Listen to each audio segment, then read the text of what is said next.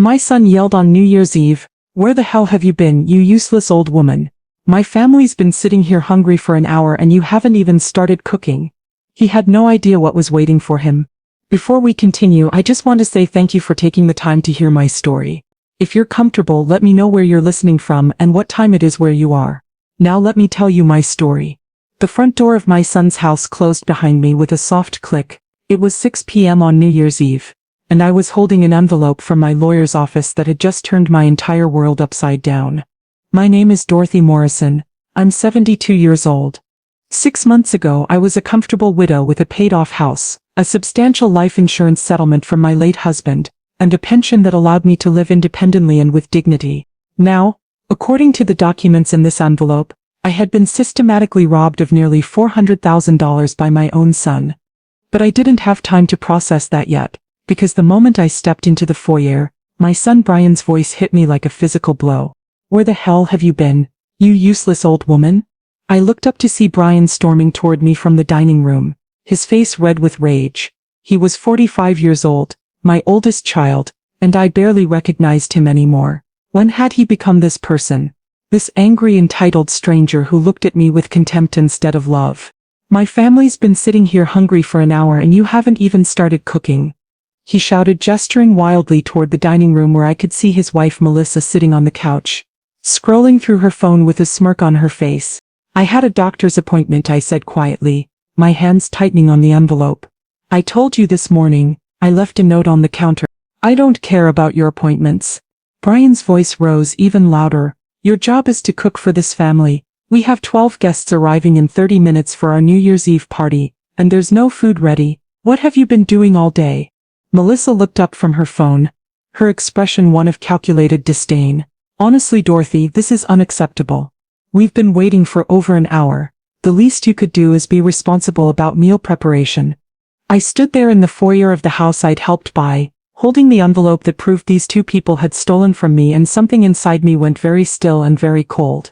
"I'll start cooking now," I heard myself say, my voice distant and calm. Brian made a disgusted sound. "Just forget it. You've already ruined everything. The party is going to be a disaster because you can't handle one simple task." He turned and stalked back to the dining room, muttering about useless old women and why did we even agree to this. I walked past them to the kitchen where I'd cooked hundreds of meals over the past 6 months, where I'd cleaned and scrubbed and worked like an unpaid servant while believing I was contributing to a household that cared for me. I set the envelope on the counter and stared at it. This morning, I'd gone to see Andrew Chen, my late husband Richard's lawyer. Andrew had called me 3 days ago with an urgent request to meet. "Dorothy, there are some irregularities in your accounts that I need to discuss with you," he'd said, his voice grave. I'd thought maybe it was a mistake. A clerical error. Something easily explained. Instead, Andrew had shown me 6 months of bank statements that documented the systematic theft of my life savings. "Dorothy," he'd said gently, spreading the papers across his desk, "when did you give Brian access to your accounts?" "When I moved in with him 6 months ago, after Richard died. Brian said he would help me manage my finances while I was grieving. It was too overwhelming to deal with alone." "Did you sign power of attorney documents?" "I signed some papers Brian gave me. He said they were just formalities, something about making it easier for him to pay household bills from my account." Andrew had pulled out a document. "This is a power of attorney giving Brian complete control over your finances. Is this your signature?" I'd looked at the signature. It was close to mine but not quite right. The D in Dorothy was wrong. The loop on the M Morrison was too small. "No," I'd whispered. "That's not my signature. Brian forged this document," Andrew said. "And then he used it to access your accounts. Dorothy, in the past 6 months he's withdrawn $380,000 from your savings, your investment accounts, and your life insurance settlement." The number had been so large I couldn't comprehend it at first. $380,000. Gone. "What did he spend it on?" I'd asked, my voice barely audible. Andrew showed me more statements. Withdrawals to online gambling sites, purchases at luxury car dealerships, designer clothing stores, jewelry stores, vacation packages. "He's been living off your money while telling you he's taking care of you," Andrew said. "Dorothy, this is elder financial abuse. It's a serious crime." I'd sat in that office for 2 hours while Andrew explained everything. How Brian had systematically drained my accounts. How he'd forged documents to give himself legal access. How he'd hidden the theft by giving me a small allowance from my own money while spending the rest on himself and his wife. What do I do? I'd asked finally. We go to the police. We press charges, we get your money back. He's my son. He's a thief who's been exploiting you. Andrew had prepared all the documentation, police reports, forensic accounting, evidence of forgery, everything I needed to hold Brian accountable. And now I was standing in Brian's kitchen, holding that evidence while he screamed at me about not cooking fast enough for his party. I looked around the kitchen, at the expensive copper pots that had been purchased with my money, at the marble countertops I'd scrubbed clean every day, at the refrigerator full of food I'd bought and cooked and served to people who saw me as nothing more than unpaid labor. I thought about the past 6 months, how I'd believed I was being cared for, how grateful I'd been that Brian had taken me in after Richard died. I'd sold my house, the house Richard and I had lived in for 35 years, because Brian said it would be too much for me to manage alone. I'd gotten $400,000 for that house, money that was supposed to secure my future. Where was that money now? According to Andrew's documents, most of it was gone, gambled away or spent on luxuries for Brian and Melissa. I pulled out my phone and looked at the time, 6:15 p.m. Guests were supposed to arrive at 6:30. I made a decision. Instead of starting to cook, I walked to my bedroom, the small guest room where I'd been living for 6 months, and locked the door. Then I made 4 phone calls. The first was to Andrew. I'm ready, I said. Do it tonight. Are you sure? He asked. Dorothy, once we do this, there's no going back. My son just called me a useless old woman and screamed at me for not cooking his party dinner fast enough. After stealing $380,000 from me, I'm sure. I'll make the calls. Give me 20 minutes. The second call was to my late husband's brother, Frank Morrison. Frank was 68, a retired judge and one of the few people I knew I could trust completely. Frank, I need you at Brian's house. Right now. I need witnesses. What's happening, Dorothy? I told him everything, the theft, the forgery, the abuse. When I finished, Frank was silent for a long moment. I'm on my way, he said finally. And Dorothy, I'm bringing people. Brian is going to answer for this. The third call was to Patricia Chen, Melissa's mother.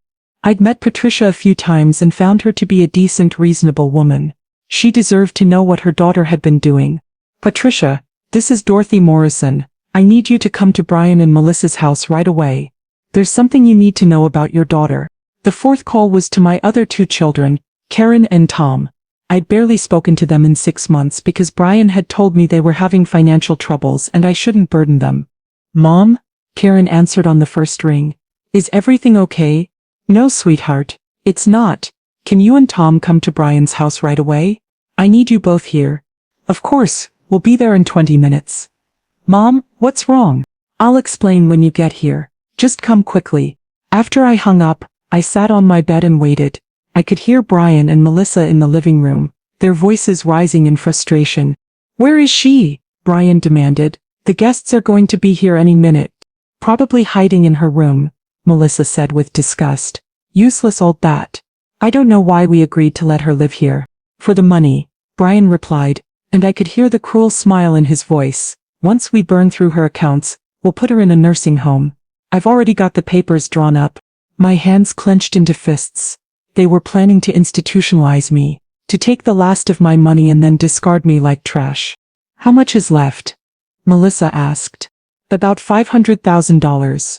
Should last us another year if we're careful. Then we stick her in the cheapest facility we can find and forget about her. I closed my eyes and took a deep breath. I'd spent 6 months cooking their meals, cleaning their house, watching their children, doing their laundry. I'd believed I was contributing to a household that loved me. Instead, I'd been funding their lifestyle while they counted down the days until they could get rid of me. At 6:25 p.m., the doorbell rang. I heard Brian answer it, his voice shifting to confused. Uncle Frank? What are you doing here? We're having a party. No, Brian. Frank's voice was hard and cold. You're not. More voices, more people arriving. I heard Andrew's voice, professional and firm. I heard Karen calling Mom. Mom, where are you? I opened my bedroom door and walked out. The living room was full of people, but they weren't party guests. Frank was there with his wife Susan. Andrew was there with a briefcase full of documents. Karen and Tom were there, looking worried and confused. Patricia, Melissa's mother, was there looking concerned. And there were two other people I recognized. Linda Martinez from Adult Protective Services, and Detective James Morrison from the Financial Crimes Division. Brian stood in the middle of his living room, his face cycling through confusion, anger, and dawning fear. "Mom," he said, trying to smile. "What's going on? Why are all these people here? We're supposed to be having a party." "Sit down, Brian," I said quietly. What? "Sit down. You too, Melissa. We're going to have a family meeting." "Mom, this is ridiculous. Our guests are going to be here any minute. I don't have time for—" "Sit down." The force of my voice surprised even me. Brian actually flinched. Frank stepped forward. "You heard your mother, Brian. Sit."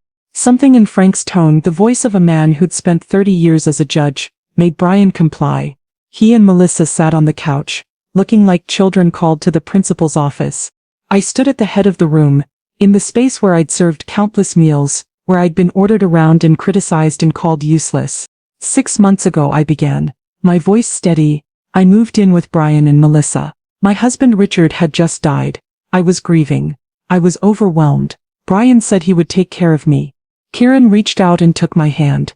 I squeezed it gratefully. I sold my house, the house Richard and I lived in for 35 years, for $400,000. I had Richard's life insurance, another $500,000. I had savings and investments. In total, I had approximately $900,000 in assets. Tom's eyes widened. "Mom, Brian told us you were broke. He said Dad's medical bills had wiped you out." "I know what Brian told you. He lied." I nodded to Andrew, who stepped forward and opened his briefcase. "My name is Andrew Chen," he said. "I'm Mrs. Morrison's attorney." 6 months ago, Brian Morrison asked his mother to give him access to her bank accounts to help her manage finances while she was grieving. What Mrs. Morrison didn't know was that Brian forged power of attorney documents to give himself complete control of her money.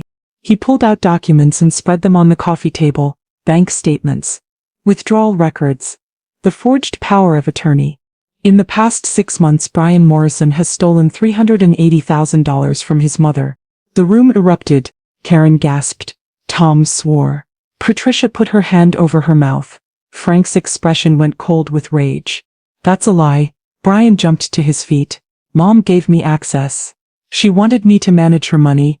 I gave you access to pay for groceries and household expenses," I said, "not to steal $380,000. Andrew continued, pulling out more documents. Brian withdrew $15,000 for online gambling, $40,000 for a luxury car, $25,000 at jewelry stores, $12,000 for a vacation to Europe. The list goes on. He pointed to Melissa's wrist, where a diamond bracelet glinted. That bracelet was purchased with Mrs. Morrison's money, as was the designer purse on that table. The new furniture in this house, the renovated kitchen, all of it paid for by stealing from a grieving widow. Melissa's face had gone white. Patricia was staring at her daughter with an expression of horror. "Melissa," Patricia said slowly, "you told me you and Brian got big promotions, that you were doing well financially." "We are doing well," Melissa said shrilly. "Brian's mother has plenty of money. She doesn't need all of it." "Had," I corrected quietly. "I had plenty of money. You've stolen most of it." Detective Morrison stepped forward. "Mr. Morrison, Mrs. Morrison, I'm Detective James Morrison with the Financial Crimes Division. We've been investigating this case for the past week. The evidence of elder financial abuse, fraud, and forgery is substantial." Brian's face had turned from red to pale. "You can't. I'm her son. That money belongs to the family." "That money belongs to Dorothy Morrison," Frank said coldly. "Not to you, not to the family. To her. She earned it. Her late husband earned it. You stole it." Karen spoke up, her voice shaking with anger. "Brian, you told me last year that Mom needed surgery and couldn't afford it. You borrowed $15,000 from me to help with her medical bills." Tom added, "And you borrowed $20,000 from me for the same reason." Brian had stolen from his siblings too, using me as an excuse. I looked at my son, this person I'd raised and loved, and saw a stranger, a cruel, greedy stranger, who'd exploited my grief and trust to fund his lifestyle. "Brian," I said quietly, "I trusted you. When Richard died, I was lost. I was scared. I didn't know how to manage everything alone. You said you'd help me. You said you'd take care of me. I did take care of you. I gave you a place to live. You gave me a room and treated me as unpaid labor. I cook every meal in this house. I clean from top to bottom. I do your laundry. I watch your children. I do all of this while you tell everyone how generous you are for taking me in. Melissa spoke up. You live here for free. You should contribute. The entire room turned to stare at her. Andrew pulled out another document. Actually, Mrs. Morrison has been paying $6,000 per month from her accounts for household expenses. That's $36,000 over 6 months. Far more than a bedroom and some groceries would cost. $6,000 a month, Karen repeated. Brian, you're charging Mom rent. It's not rent, Brian stammered. It's household contributions. She uses utilities. She eats food. She buys the food, Tom shouted. She cooks it. She cleans your house. She watches your kids. What exactly are you providing that's worth $6,000 a month? I held up my hand for silence. It doesn't matter, because I'm leaving tonight. I'm pressing charges for elder financial abuse, fraud, and forgery, and I'm going to get back every penny you stole from me. You can't do this. Brian lunged forward, but Frank stepped between us. You will not touch her, Frank said, his voice deadly quiet. You've done enough. Detective Morrison pulled out handcuffs. Brian Morrison, you're under arrest for elder financial abuse, fraud, and forgery. You have the right to remain silent. As the detective read Brian his rights, Melissa started crying. Mom, tell them this is a mistake. Tell them. Patricia looked at her daughter with an expression I couldn't quite read. Disappointment, disgust, grief. You stole from your husband's mother, from a widow. Melissa, I raised you better than this. We needed the money. We have expenses. The mortgage, the car payments. Then you should have lived within your means. Patricia said coldly. Not stolen from someone who trusted you. Linda Martinez, the APS worker, approached me. Mrs. Morrison, do you feel safe remaining in this home? No, I'm leaving tonight. We can arrange emergency housing. Frank stepped forward. She's coming to stay with Susan and me. We have plenty of room. Dorothy, pack your things. You're coming home with us. Karen and Tom immediately moved to help me. We'll help you pack, Mom. As we walked toward my bedroom, I heard Brian screaming from where the officer was cuffing him. This is my house. You can't throw me out. Mom, tell them. Tell them you're confused. Tell them you gave me permission. I turned back to look at him. Actually, Brian, I paid the down payment on this house. $50,000 from my accounts. You told me it was an investment. Andrew nodded. The house deed shows Dorothy Morrison paid $150,000 toward the purchase. She has a legal claim to this property. No, Brian struggled against the handcuffs. No, that money was a gift. You gave it to me. I gave it to you believing it was an investment in our shared future, I said. I didn't know I was funding your theft of the rest of my money. As they led Brian away, he kept screaming about how unfair this was, about how I was his mother and I owed him, about how that money should have been his. Melissa was arrested as well, charged as an accessory. She went quietly, tears streaming down her face, while her mother watched with an expression of profound sadness. It took me less than an hour to pack. I didn't have much. Most of my belongings had been sold when I moved in. I packed my clothes, the photos of Richard, my mother's jewelry that Brian hadn't managed to steal yet. I left behind the kitchen where I'd cooked hundreds of meals, the house I'd cleaned every single day, the bedroom where I'd slept alone and grieving while believing I was being cared for. As Frank loaded my suitcases into his car, Karen put her arm around me. Mom, why didn't you tell us? Why didn't you call when this started happening? Brian told me you both had financial problems, that I shouldn't burden you. We don't have financial problems, Tom said. We're both doing fine. Brian lied to isolate you from us. I looked at my daughter and younger son, these two people who actually loved me, and felt tears finally starting to fall. I'm sorry, I should have known. I should have realized. No, Karen said firmly. You trusted your son.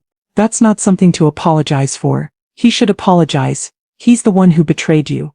Frank drove me to his house, a comfortable ranch-style home on the edge of town. His wife Susan greeted me with a warm hug and showed me to a guest room that was 3 times the size of the room I'd been living in at Brian's. Stay as long as you need, Susan said. Forever. If you want, Your family, Dorothy. That night, lying in a comfortable bed in a house where I was actually welcome, I finally allowed myself to process everything that had happened. My son had stolen from me, had forged documents, had treated me as unpaid labor, had planned to institutionalize me and take the rest of my money. The son I'd raised, the boy I'd loved and nurtured and sacrificed for, had seen me as nothing but a source of money to be exploited. I cried for a long time. Not for the money that was just money, and Andrew assured me we could recover most of it.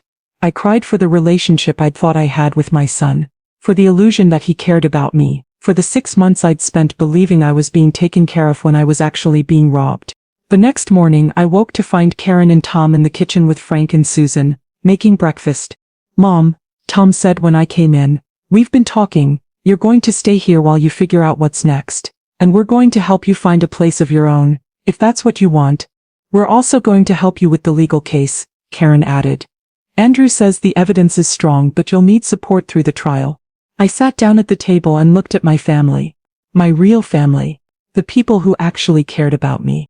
"Thank you," I said simply. Over the next few weeks the legal case moved forward. The evidence against Brian was overwhelming. The forged documents, the bank records, the testimony from Andrew, from me, from Karen and Tom about the money Brian had borrowed under false pretenses. Brian tried to claim I'd given him permission, that I was confused, senile, didn't understand what I was signing. Andrew had anticipated this.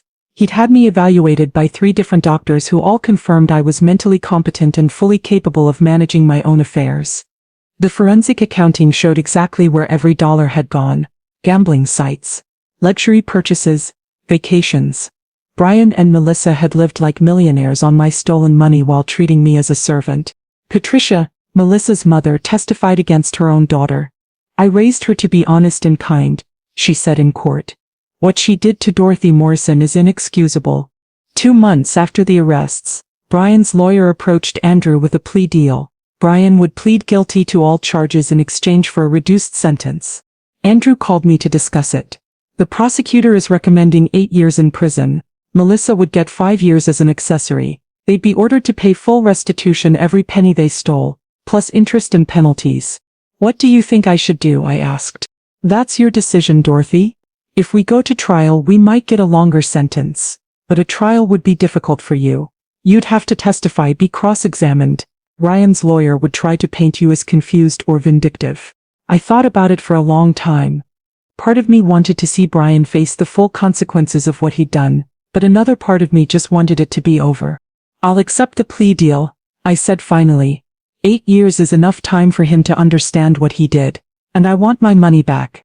The plea hearing was short. Brian stood before the judge and admitted to elder financial abuse, fraud, and forgery. He was sentenced to 8 years in federal prison and ordered to pay $380,000 in restitution.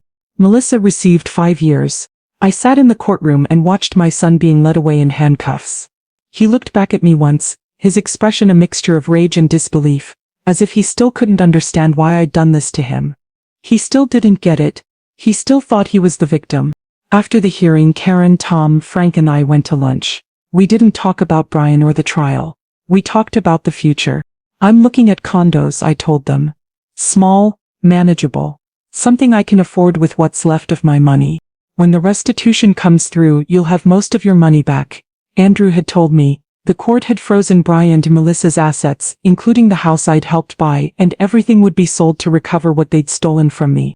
It would take time, but I'd get approximately $340,000 back. Some of what Brian had gambled was gone forever, but most could be recovered.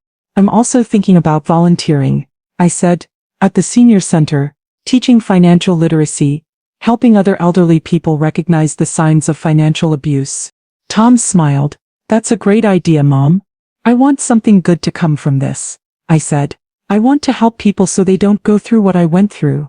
3 months after the plea hearing, I moved into a small condo I'd bought with the first portion of recovered restitution money.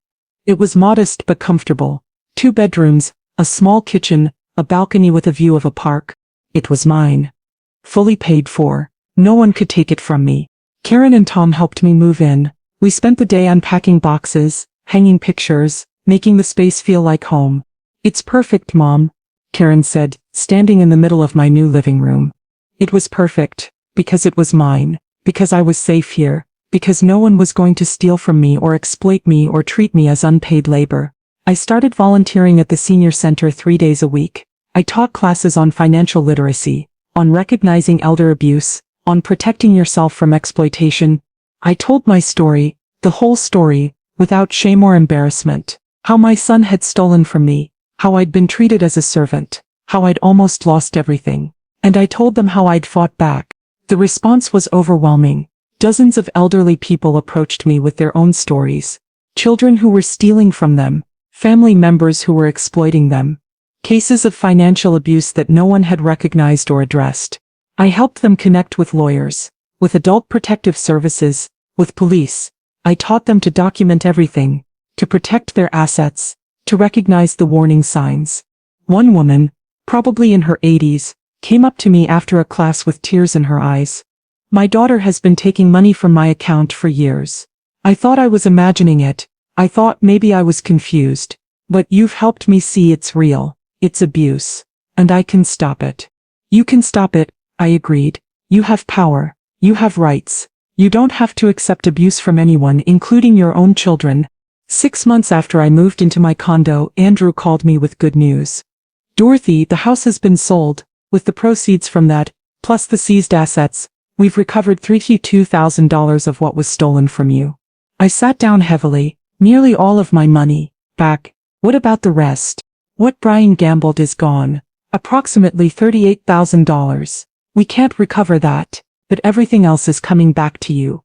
The money will be in your account by the end of the week.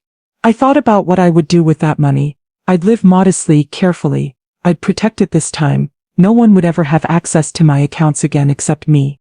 But I'd also use some of it to help others, to fund programs for elder abuse victims, to support the senior center's financial literacy classes, to make something good come from something terrible. A year after that terrible New Year's Eve, I was back at the senior center for a special event, a New Year's Eve celebration for seniors. The director asked if I would speak to the group, tell my story. I stood in front of about 60 elderly people and told them the truth. Last New Year's Eve, I began, my son called me a useless old woman. He screamed at me for not cooking his party dinner fast enough. He had no idea what was waiting for him. I told them about the lawyer's appointment that afternoon, about discovering the theft, about making the phone calls instead of cooking the dinner, about the police arriving instead of party guests. My son stole $380,000 from me, I said. He forged documents. He treated me as unpaid labor. He planned to institutionalize me and take the rest of my money. He thought I was helpless, too old, too trusting, too weak to fight back. But that afternoon, I'd learned the truth, and I'd made a plan. Instead of cooking his dinner, I exposed him. I pressed charges. I got my money back. And he went to prison for 8 years. The room was completely silent. I'm telling you this because I want you to know, you are not helpless. You don't have to accept abuse from your children or anyone else. You have rights. You have resources. You have power. An elderly man raised his hand. But what if you're afraid? What if your child is all you have? Then you make a hard choice, I said honestly. You choose yourself. You choose safety. You choose dignity. Because family isn't determined by blood. It's determined by how people treat you. My son Brian is my biological child. But Karen and Tom, my other children who supported me through this. They're my real family. Frank and Susan who took me in. The people in this room, who understand what it's like to be vulnerable and exploited. That's family. After the talk, dozens of people approached me. Some wanted to share their stories. Others wanted advice. A few just wanted to say thank you for speaking the truth about something most people didn't want to acknowledge. One woman, probably in her late 70s, pulled me aside. My son asked me to sign power of attorney documents last week. I was going to do it, but after hearing your story, I'm going to talk to a lawyer first. Good, I said. Always have documents reviewed by your own lawyer. Never sign anything you don't fully understand. And never give anyone complete control of your finances. Even family? Especially family, because if they're going to abuse that power, it's usually family who does it. As the evening wound down, Karen and Tom arrived to pick me up. They'd both come to support me, to celebrate New Year's with me, to make sure I wasn't alone. How did it go, Mom? Karen asked as we walked to the car. Good. I think I helped some people. That's all I wanted to do. We drove to Tom's house where his wife had prepared dinner. A real family gathering. People who cared about me, who wanted me there, who valued me for who I was rather than what I could give them. At midnight, we stood on Tom's deck and watched fireworks light up the sky. New year, new start, Tom said, raising his glass. New year, new start, I agreed.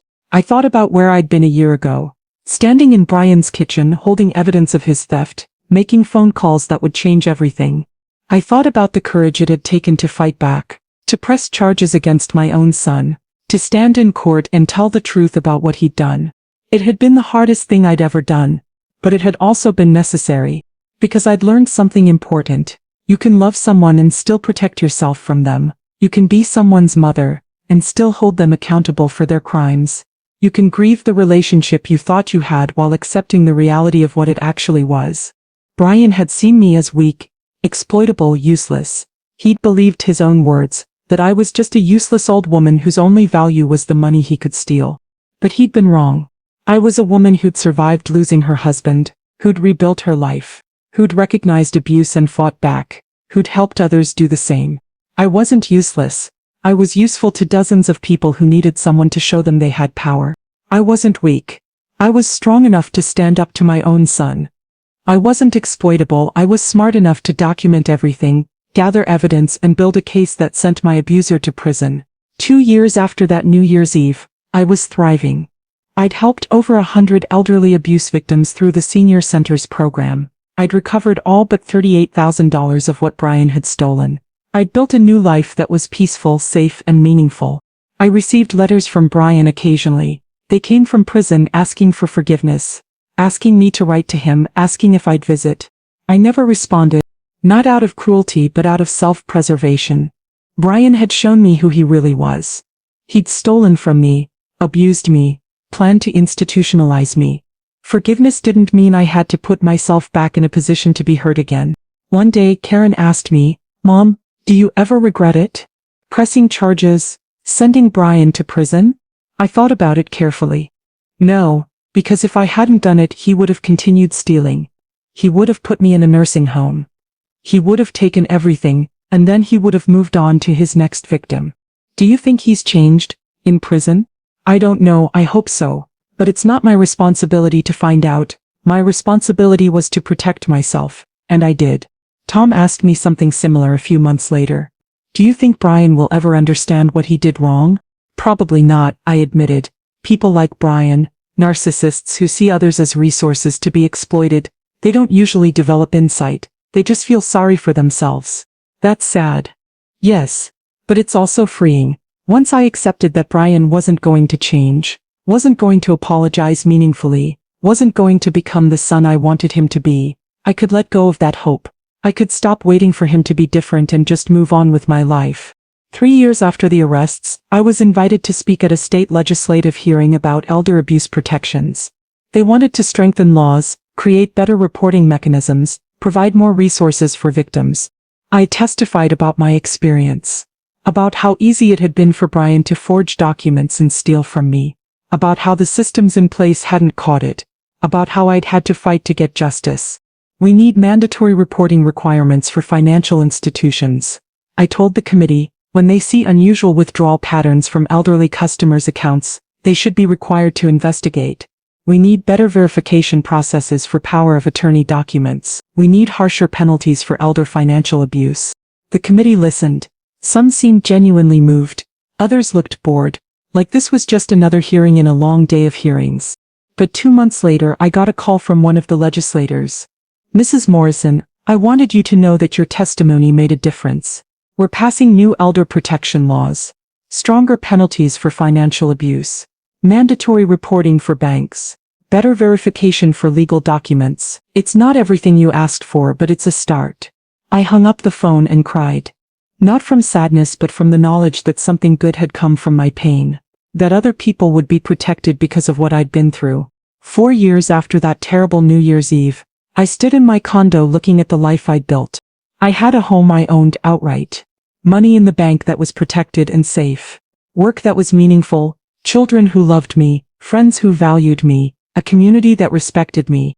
I'd survived my son's betrayal. I'd fought back. I'd won. And most importantly, I'd helped others do the same. Sophie, a woman I'd met at the senior center, had pressed charges against her daughter for financial abuse. The daughter was now in prison, and Sophie had recovered $200,000. George, a widower whose son had stolen his pension, had gotten his money back and cut off contact with his abuser. Margaret, whose grandson had forged checks, had held him accountable and set up protections so it couldn't happen again. Dozens of stories, dozens of victories, dozens of people who'd learned they didn't have to accept abuse just because it came from family. On New Year's Eve, 4 years after Brian's arrest, I hosted my own party. Small, intimate. Just Karen, Tom, Frank, Susan, and a few friends from the senior center. We cooked together, we laughed together, we toasted to the new year. At midnight, Karen raised her glass. To Mom, who taught us that it's never too late to fight back. That age doesn't mean weakness. That survival is possible. To Dorothy, everyone echoed. I raised my own glass, looking around at the people who'd stood by me, who'd supported me, who'd believed me. To second chances, I said. To building something new from something broken. To knowing your worth and demanding that others recognize it too. We drank, and I felt something I hadn't felt in years. Complete peace. Because I'd learned the most important lesson of my life. You teach people how to treat you, and when they treat you badly, you have the right to walk away even if they're family, especially if they're family. Brian had called me a useless old woman. He'd thought that insult defined me, but he'd been wrong. I was a survivor, a fighter, an advocate, a teacher, a mother to children who actually loved me, a friend to people who valued me, a voice for victims who needed someone to show them the way. 5 years after Brian's arrest, I received a letter that nearly broke me all over again. It came from the prison, but it wasn't from Brian. It was from the warden. Dear Mrs. Morrison, I am writing to inform you that your son Brian Morrison has been diagnosed with stage 4 pancreatic cancer. The prognosis is poor. Doctors estimate he has approximately 6 months to live. He has requested to see you. While we understand the circumstances that led to his incarceration, we wanted to make you aware of his condition and his request for contact. Respectfully, Warden Michael Stevens. I sat at my kitchen table for 2 hours, holding that letter, unable to move. Brian was dying. My son, the man who'd stolen from me, abused me, planned to institutionalize me, was dying. And he wanted to see me. I called Karen first. She came over immediately, found me still sitting at the table with the letter. Mom? What's wrong? I handed her the letter without speaking. She read it, her face going pale. Oh, Mom, I'm so sorry. I don't know what to feel, I whispered. He's my son, he's dying. And I don't know if I can see him. Karen sat down beside me and took my hand. You don't have to. No one would blame you if you said no.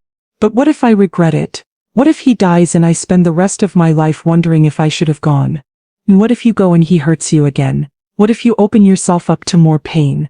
Tom came over that evening, then Frank and Susan. We all sat around my kitchen table, discussing something that had no right answer. He served 5 years of his 8-year sentence.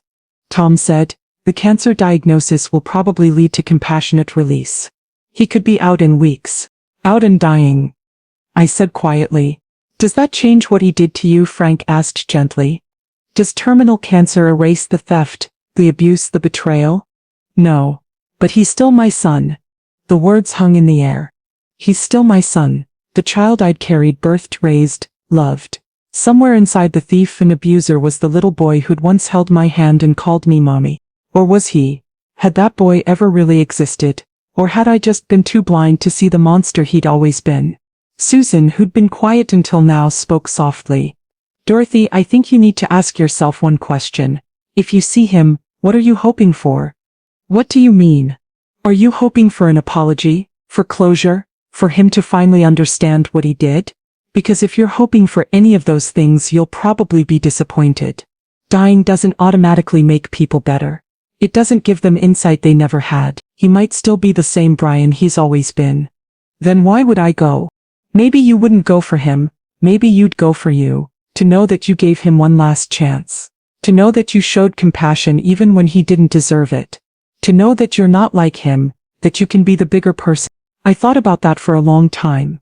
3 days later I made the phone call to the prison. I would visit once, and only with conditions.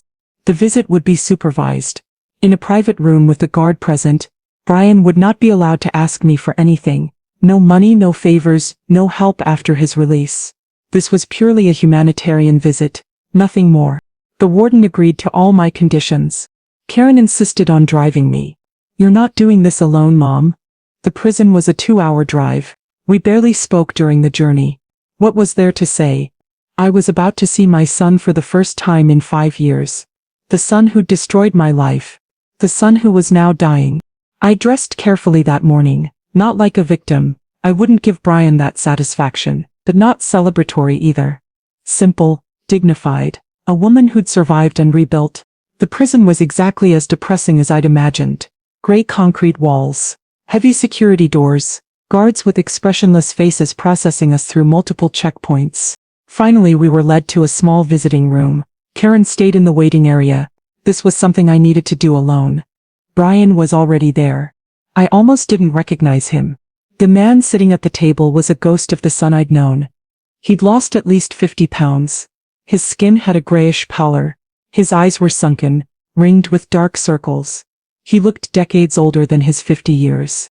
But when he saw me, those eyes lit up with something I couldn't quite name. Hope? Relief? Calculation? "Mom," he said, his voice hoarse and thin. "You came." I sat down across from him, my hands folded in my lap to keep them from shaking. "I almost didn't.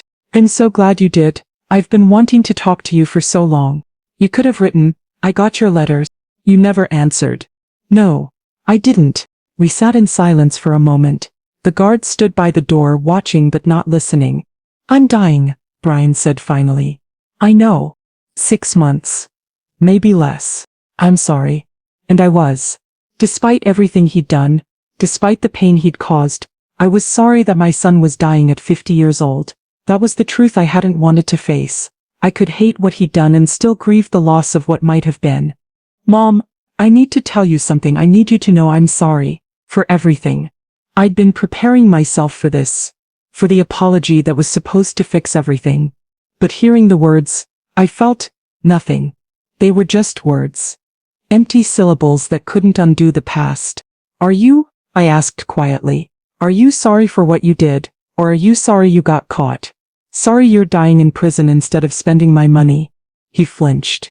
"I deserved that. You deserve a lot more than that." "I know, Mom. I know what I did was wrong.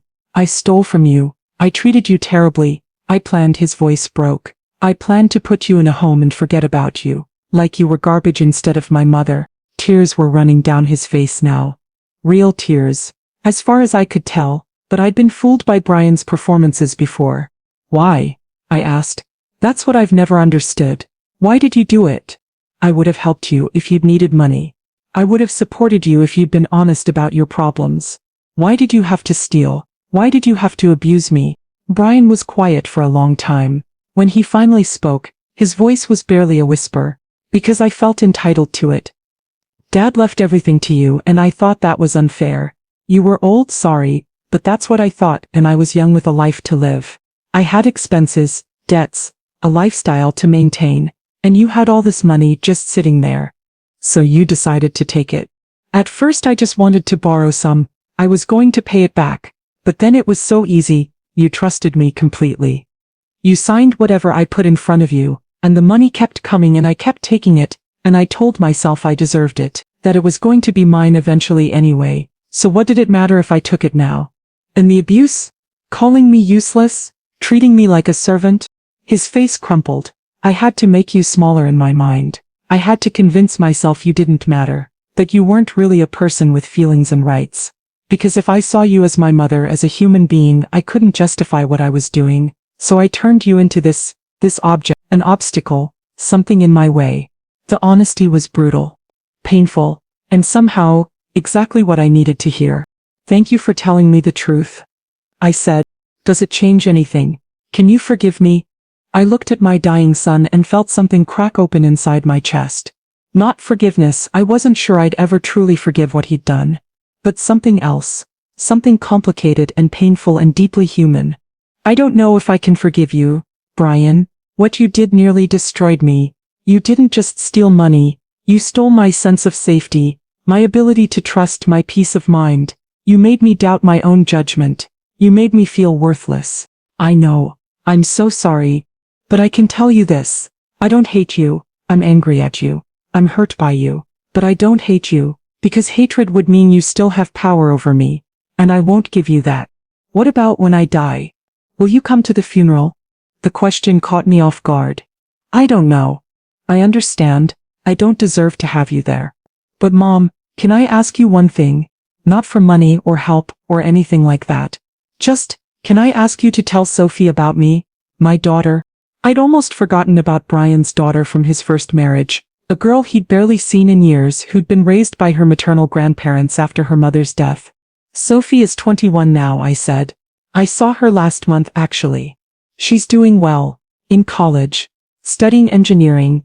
Brian's face showed surprise. You've stayed in touch with her? Of course. She's my granddaughter. Just because her father is a criminal doesn't mean I abandoned her. What does she know about me?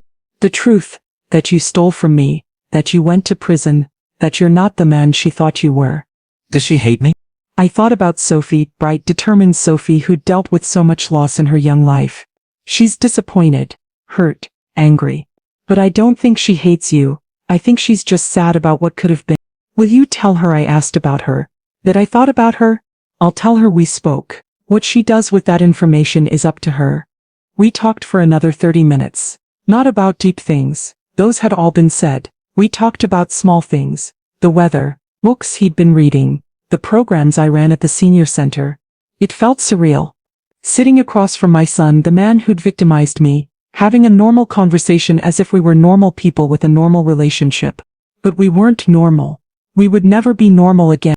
When the guard indicated our time was up, Brian reached across the table, not to touch me. He knew better than that, but in a gesture of reaching. Thank you for coming, Mom.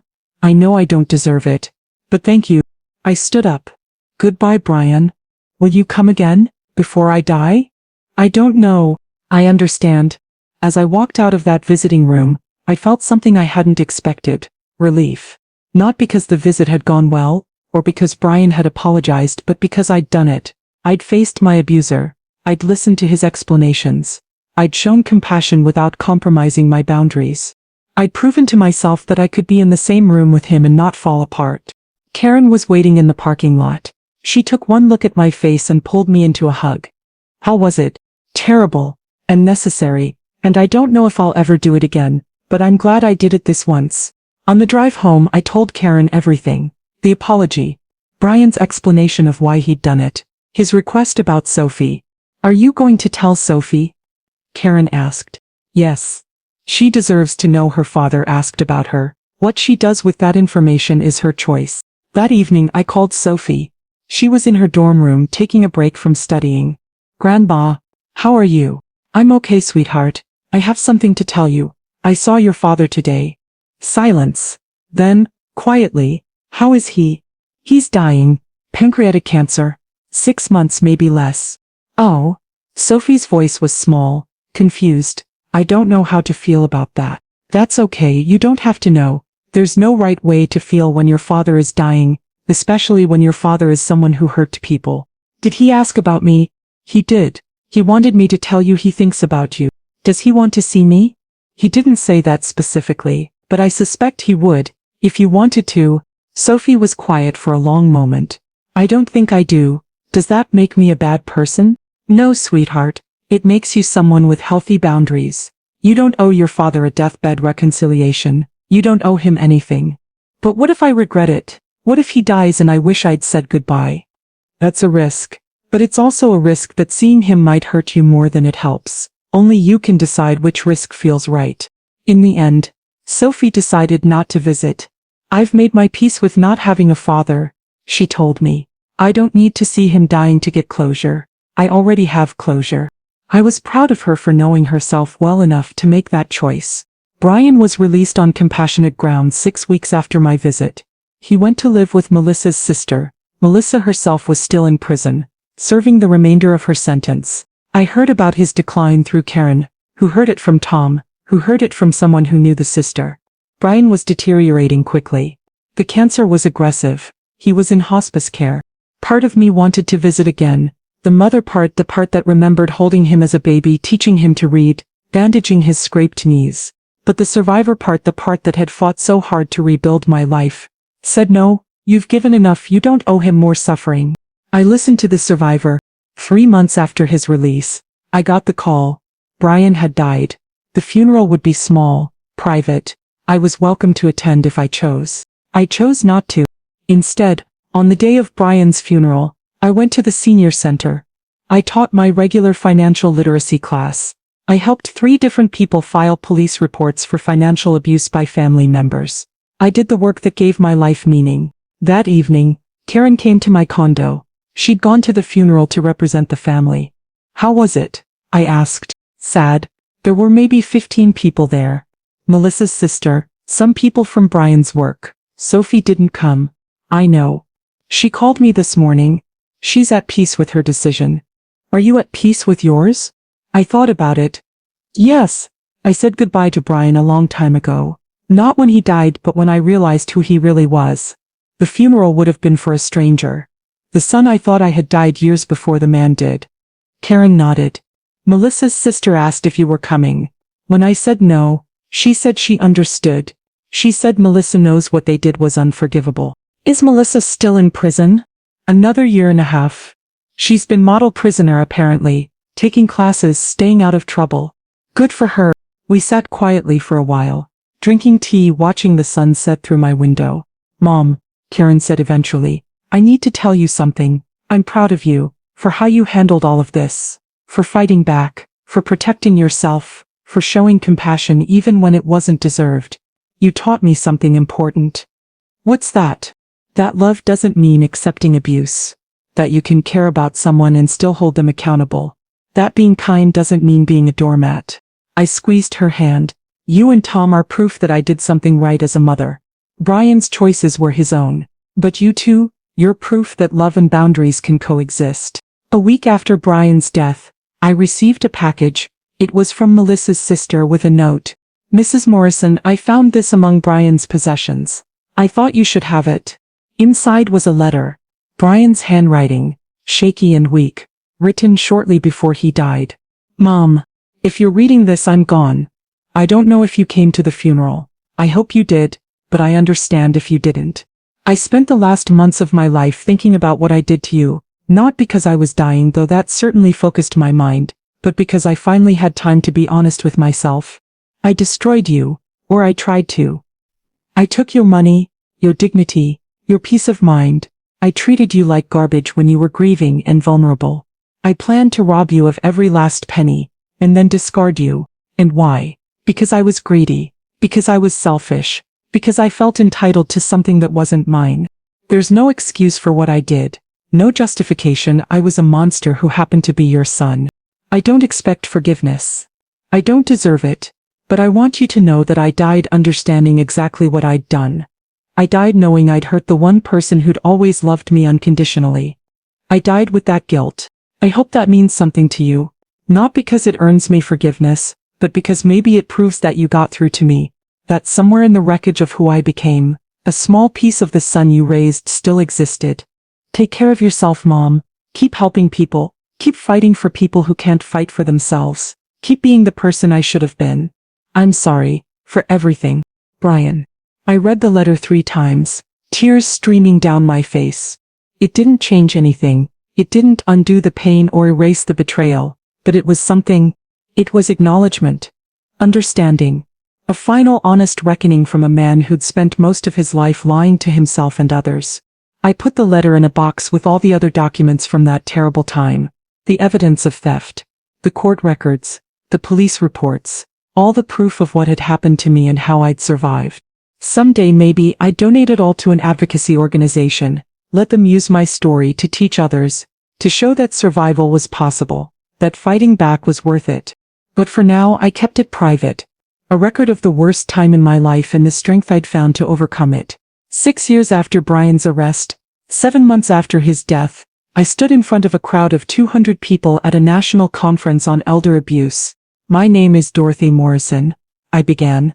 I'm 78 years old. My son stole nearly $400,000 from me, treated me as unpaid labor and planned to institutionalize me so he could take the rest of my money. I fought back. I pressed charges. I got justice. And then 5 years after he went to prison, I watched him die of cancer. I told them everything. The whole story from beginning to end. The theft, the abuse, the trial, the imprisonment, and finally the death and the complicated grief that came with it. People ask me if I regret pressing charges. I said, if I wish I'd handled it differently, if I feel guilty that my son died in disgrace, estranged from his family. The answer is no, because what Brian did to me was unforgivable. And holding him accountable wasn't cruelty, it was justice. It was self-preservation, it was refusing to be a victim. But I also want you to know that I'm human, that I cried when he died, that I grieved the son I thought I had, even though that son probably never really existed, that forgiveness and accountability aren't mutually exclusive. I can acknowledge that Brian was a human being who suffered and died while also acknowledging that he was an abuser who deserved to be punished. The work we do helping elder abuse victims is complicated, because we're not asking people to cut off strangers. We're asking them to protect themselves from their own children, from people they love, from family. And that's incredibly hard. But it's also necessary, because love doesn't justify abuse. Family doesn't excuse exploitation. And being someone's mother doesn't mean accepting victimization.